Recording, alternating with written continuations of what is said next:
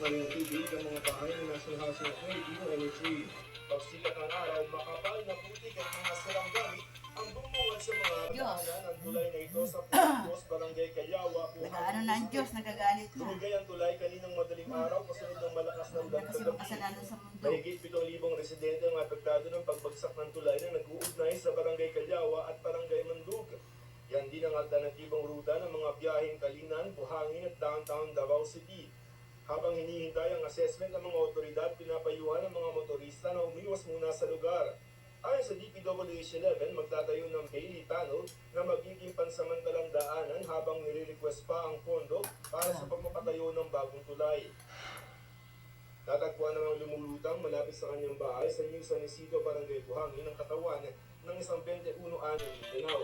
Yan din ang nagpapailangan ngayong araw sa ilang bahagi ng North Cotabato.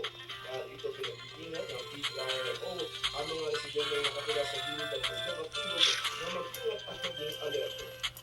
Susan Forum, nakatutok 24 oras. Sinapubliko na ang mga kuya ng CCTV sa nangyaring bahilan sa Senado noong Mayo at West.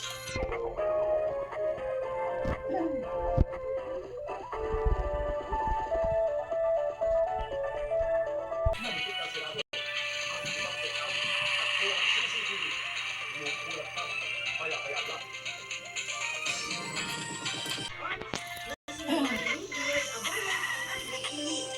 Sa isang special feeling, dinigay ng ilang fans at relatives sa likod ng Pelikula Fuego sa 1999 Metro Manila Film Festival.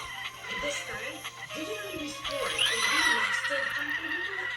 Full support si GMA Pictures Executive Vice President at GMA Public Affairs Senior Vice President Nessa Valgalion at iba pang officers ng GMA Network. Ang burning of ni Marilyn yung idea na gawa tayo ng pelikula tungkol sa mga nuroan, yung mga bata na oppressed, diba? Nagdadive sila under the sea, nagiging